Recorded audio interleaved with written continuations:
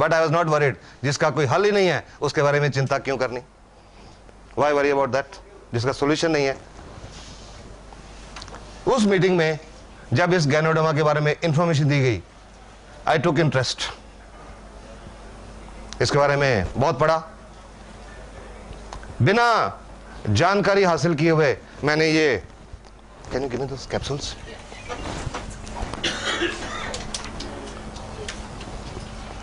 जब उस मीटिंग में बताया गया कि एक औरत को 5 साल से गठिया था, उन्होंने ये RGGL के कैप्सूल खाए और कुछ महीनों में चलने लगी, बहुत हैरान हुआ।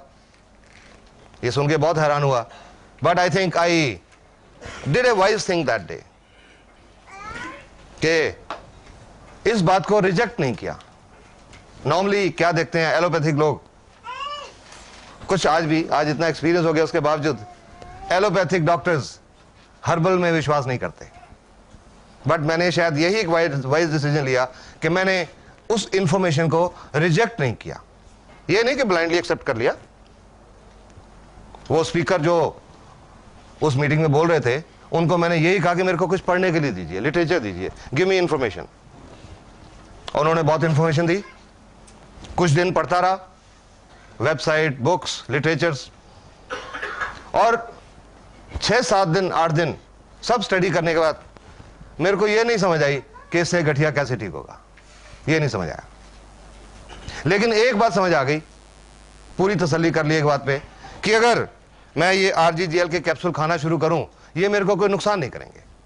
बस सिर्फ ये चीज समझ आई कि इसका कोई साइड इफेक्ट नहीं होगा। Will talk the question later on. सिर्फ ये बात पे तसल्ली की कि इससे कोई साइड इफेक्ट नहीं होगा, कोई नुकसान नहीं होगा। ये सोच के 14 जनवरी 2002 जो DXN का सिस्टम है, कंपनी के साथ रजिस्ट्रेशन होती है, फॉर्म भरना पड़ता है, मैंने भी अपना फॉर्म भरा और ये कैप्सूल RGGL खाने शुरू किए। भगवान का नाम लिया सबसे पहले और इस पे विश्वास किया। फेथ कहते हैं, विश्वास बहुत जरूरी होता है। बहुत लोग कहते हैं फलां डॉक्टर, उस डॉक्टर पे हमको इतना विश्वास है, वो मिट्टी की पुड़ी भी देगा तो ठीक हो जाएंगे। विश्वास, इस पे विश्वास किया। और तीसरा, I gave a message to my mind कि मुझे अपाहिज नहीं होना, मुझे ठीक होना है।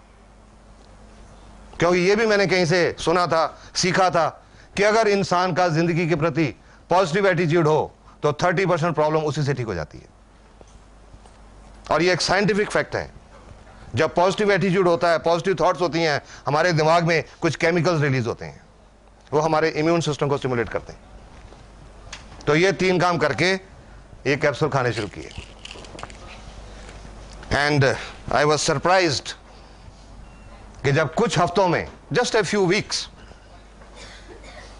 ये मेरे जॉइंट्स काम करने लगे, नॉर्मल चलने लगा। फिर मुझे लगा कि वाकई ये लोगों की जिंदगी बदलती है। उसके बाद इसके बारे में लोगों से बात करनी शुरू की,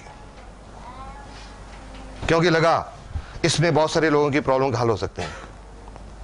क्योंकि 30 साल की एलोपैथिक प्रैक्टिस में तो यही लगा था कि अगर डायबिटीज है तो सारी उम्र टीके लगते रहेंगे या गोलियां खाते रहेंगे, उससे शुगर का लेवल तो ठीक रहेगा, पर आने वाले टाइम में गुर्दे फेल हो जाएंगे, आने वाले टाइम में आंखें खराब हो जाएंगी, आने वाले टाइम में पैर में नाड़ियों में कोई प्रॉब्लम होगी, किसी के पैर कट भी जाएंगे।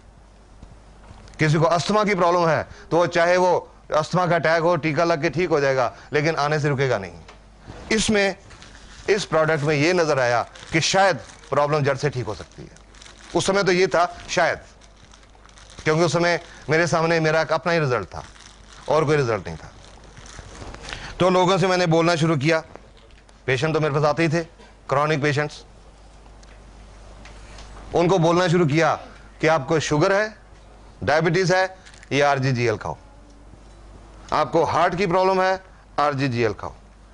गुर्दे की प्रॉब्लम है, RGGL खाओ। चमड़ी की प्रॉब्लम है, RGGL खाओ।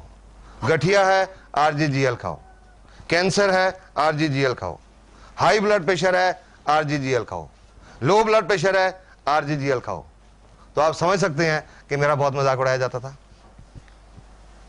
बहुत मजाक उड़ाया जाता था मेरा।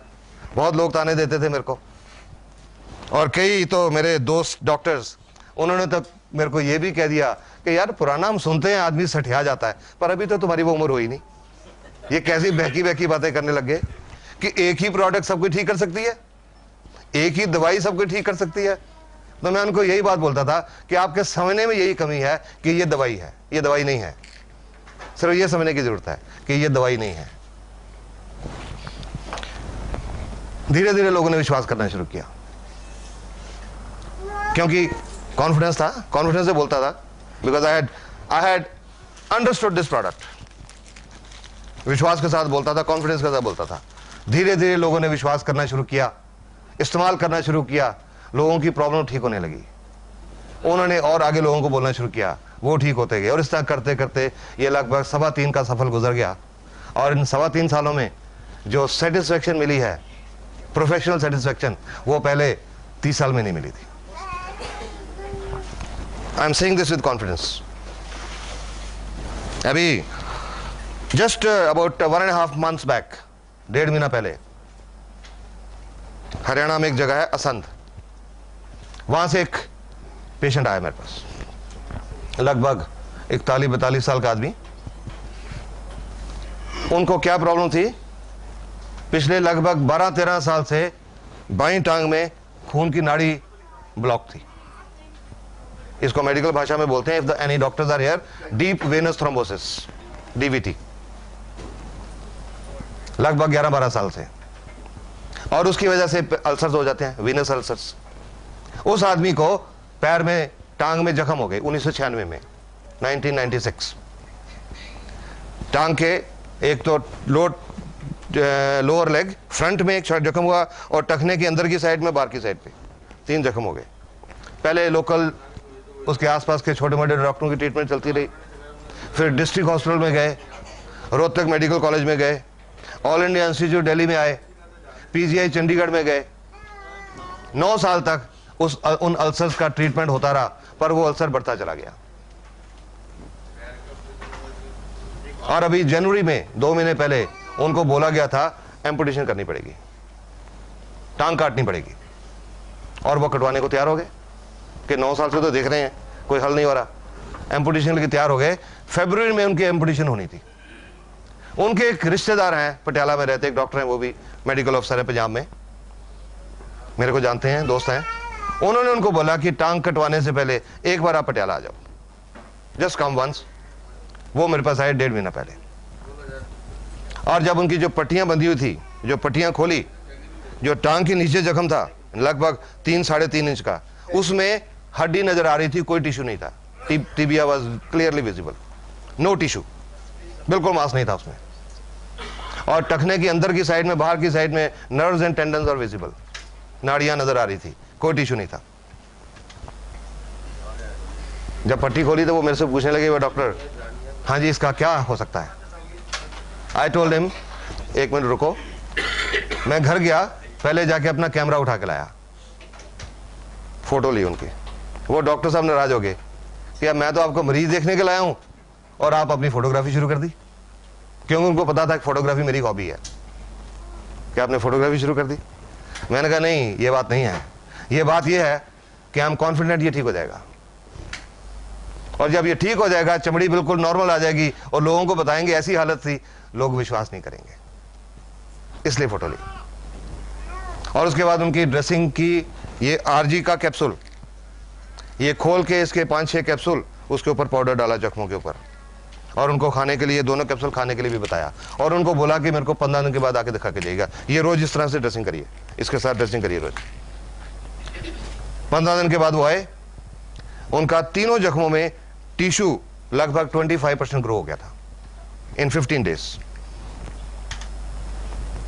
फिर से ड्रेसिंग की, और उनको बोला इसके साथ ड्रेसिंग जारी रखो, no antibiotics, I stopped all antibiotics, only एक सेप्टेलिन टैबलेट होती है ना हिमालय ड्रग कंपनी की, सिर्फ वो दी, सब एंटीबायोटिक सारे बंद करी। He had been taking so many strong antibiotics.